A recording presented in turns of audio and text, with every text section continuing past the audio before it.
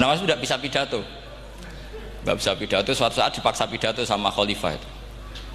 Hei para hadirin, kamu pinter apa goblok? Nah mereka pinter, mau ngandani wong pinter, terus pinter kok ngandani gitu. Akhirnya hadirin itu kan karena seneng sama Abu Nawas itu seneng. Ya sudah Abu Nawas, kalau gitu kita goblok. Aku mau mengambil wong goblok. Akhirnya terus wassalamualaikum warahmatullahi wabarakatuh.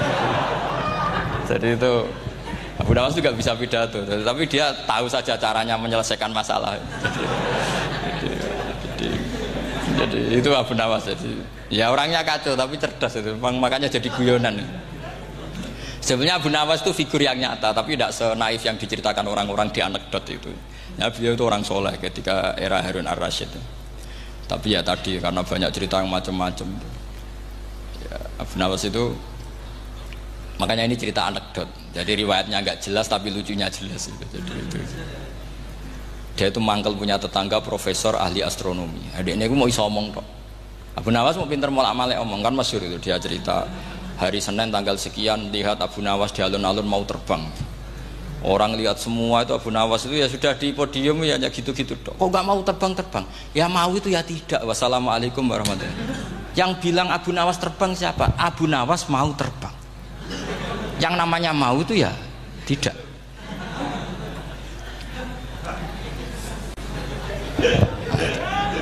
Pernah dia itu lomba sama Harun ar-Rasyid, siapa paling banyak pengunjung rumahnya di alun-alun. Harun ar-Rasyid bikin khemah, dia bikin khemah. Tentu cerita ini bohong, yakini ini bohong, makanya ini bohong tenang. Makanya ini anekdot, hanya guyonan.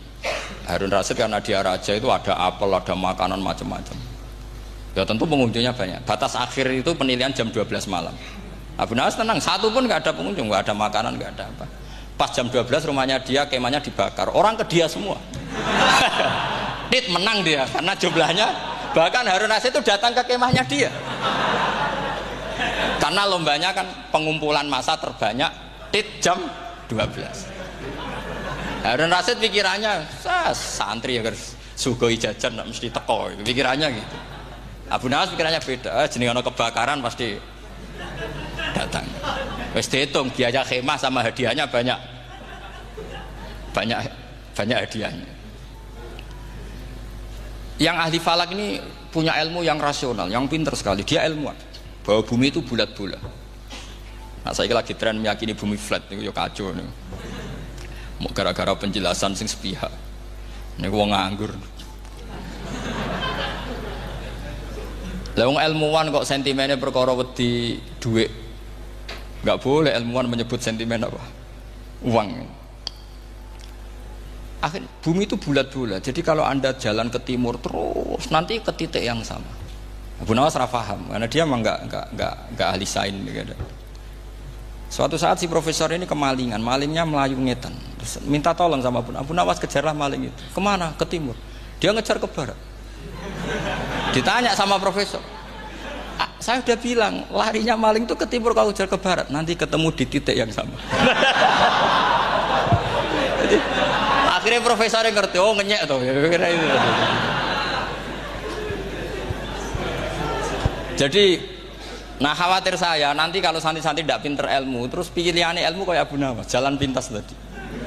Karena belajar falak jelimet, belajar faraid apa? Jelimet, ada aul, ada roh, terus semua ada masalah yang ruwet-ruwet terus. Akhirnya mau olah bicara. Ini musibah, inna lillahi wa inna ilaihi raji'un.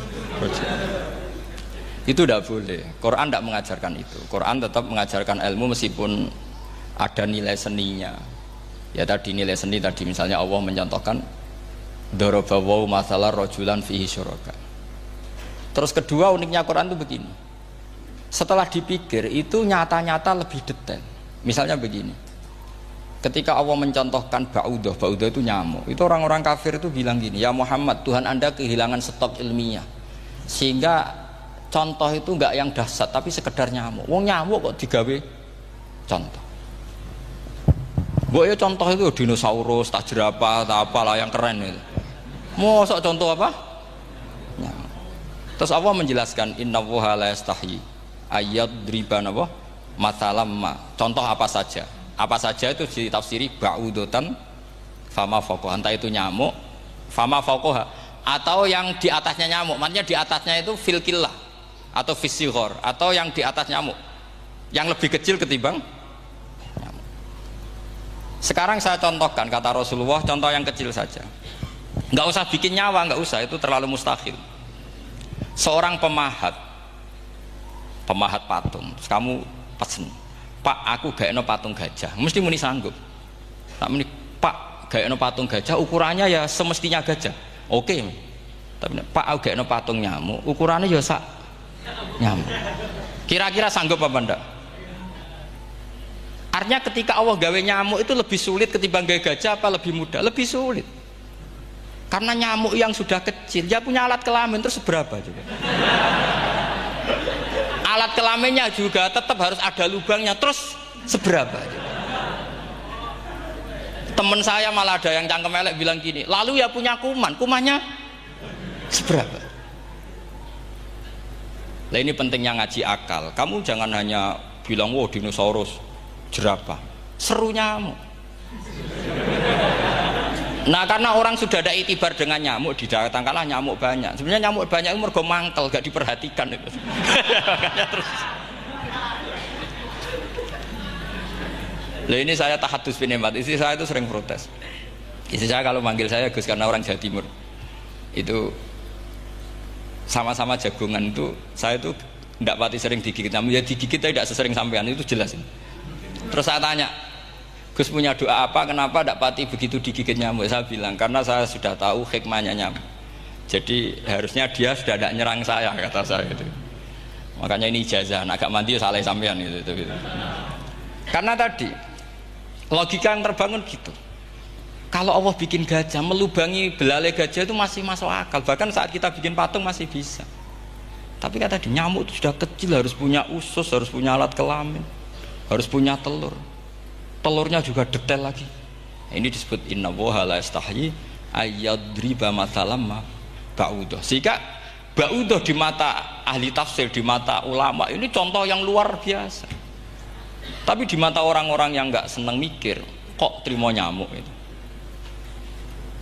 Mulanya saya minta kangkang di sini bisa makan itu harus syukur. Makan itu luar biasa. Saya itu sering nyontohkan di Jogja ini. Saya punya teman sakit. Kalau nggak ada obat dari Belanda itu mati. Kalau ini nggak dapat obat bagus dari Belanda atau dari Jerman itu meninggal. Berapa bulan lagi matinya? 3 bulan. Kalau nggak sampai dapat obat mati 3 bulan. Oh masih mandi obat yang di Jogja, apa itu makan atau minum? Kalau orang tidak minum tidak sampai 3 bulan sudah mati. Boy orang itu mikir seperti itu. Tapi kita ini kalau obat dari Jerman, dari Belanda itu hebat. Kalau enggak kita mati sebulan lagi, 3 bulan lagi. Allah bikin obat pada kita tiap hari, yaitu kita bisa makan, bisa minum. Itu kalau sekali nggak makan 5 hari bisa mati sama. Tapi kita karena ngakan itu hal yang biasa, nak duit iso utang terus dianggap biasa. Ini kalau ulama masalah besar. Punya otak seburuk itu masalah besar bagi ulama. Sehingga Allah tidak malu ketika ngendikan kulu wasrobu, tidak malu karena makan ini urgen, sangat penting. Dan Allah tidak malu meskipun Quran itu temanya kelas tinggi, biasa Allah mengatakan jong kowe kulu min thayyibati maruzaqnakum, kamu makanlah. Karena minum obat itu kebutuhan kita ketika sakit. Tapi kalau makan adalah kebutuhan kita sihatan wasukman, saat sakit maupun saat sehat. Nah, kalau Anda dengan kualitas ini, ketika Allah membicarakan makanan itu Anda akan respect sama Allah karena memang ini urgen betul. Tapi kalau Anda cara berpikir gini, hanya cari goro ibal ilmu yang aneh, yang seru, kamu baca ayat itu akan menjadi biasa-biasa saja. Dan itu masalah bagi mahabbah Anda pada Al-Quranul Karim. Ya saya kira demikian. Terus saya pikir tidak etis kan ini Jumat nanti. Sing biasa itikaf nanti terganggu. Nanti saya ada problem. Ya kalau ada tanya jawab ya saya mohon tadi ya, karena ini zaman akhir saya memang butuh sekali. Kenapa saya mau datang? Satu, hormat Kiai Hanan. Dua, saya memang ingin banyak mufassir lagi, jangan hanya lewat baca terjemah kemudian merasa menjadi ahli apa Quran atau ahli tafsir. Itu musibah besar itu masalah besar itu. Ya pokoknya saya mohon lah ya setidaknya gitu. Misalnya orang kafir, kamu cari saja orang kafir. Ternyata ada yang harbi, ada yang dhimmi, ada yang mu'ahad, ada yang mustakman. Lalu dalam tarikh ada kafir Yahudi, kafir Nasrani, kafir ahli kitab. Kalau di fikih ada kafir yang lahum kitabun, ada yang tidak lahum kitabun. Kalau yang lahum kitabun disebut ini kitabiah kholiso, yang tidak itu kan beda-beda di fikih. Boleh nikahnya ndak, khilu dzabihatihim atau tidak, itu kan detail sekali. Makanya saya mohon ini latihan detail. Oke, sampean tetap ngaji, sering khatam itu bagus karena mengumpulkan semua ilmu. Tapi sampean harus menganalisis secara apa? Saya dulu ngaji Mbah Mun Muslim ya kilatan. Tapi saya ngapalkan sama Gus Subab. Gus Subab putranya Mbah Mun, dulu muridnya Said Muhammad. Saya itu tak pelajari lagi di rumah. Tak analisis lagi setelah besar sampai sekarang. Karena ya itu beda. Kita selalu Rabbi zidni apa? Ilma. Misalnya begini contoh ya, contoh. Kita mungkin tahu maknanya ayat tertentu itu begini. Misalnya begini. Faqula lahu qaulal layyinal la'allahu yatadzakkaru aw yakhsha. Musa dan Harun, jika kamu datang ke Fir'aun, maka kalau ngomong, kalau dakwah itu qaulal layyinan, dengan dakwah yang halus. Nggih, qaulal layyinan. Ini bagi yang ekstremis harus baca dialek ini. Ini kisah nyata yang diceritakan Habib Zain bin Semit ketika ngarang Al-Manhajus Sawi. Juga diulang-ulang di beberapa kitab. Suatu saat ada ustadz, corong Jawa Kemelinti, datang ke Harun Ar-Rasyid. Harun Ar-Rasyid ini Banil Abbas, termasuk zuriyahnya Abdullah bin Abbas. Karena Harun Ar-Rasyid sebagai khalifah tentu salahnya banyak ya. Namanya pejabat pasti salahnya banyak. Meskipun kebaikannya juga banyak, tapi salahnya juga banyak. Kalau kita kan tidak pejabat, salahnya tidak banyak, tapi prestasinya juga tidak banyak. Ya kan, misalnya ada tamu Raja Salman, katanya hormat tamu wajib, kamu kan tidak bisa hormat. Karena dia juga tidak mau dihormati kita kan. Nah terus si ustadz tadi datang begini. Saya itu masih hafal teksnya. Ya Amirul Mukminin, inni nasihun lak famusyaddidun alaika fala tajidanna ala nafsika fi nafsika aliyya syai'an. Saya ini mau nasihati Anda, tapi saya maaf sekali karena nasihat saya ini kasar sekali. Musyaddid itu kasar, keras. Fala tajidanna fi nafsika aliyya syai'an. Saya mohon jangan dimasukkan hati lah. Makanya terjemah bebasnya jangan masukkan hati. Katanya Harun Rasyid langsung marah.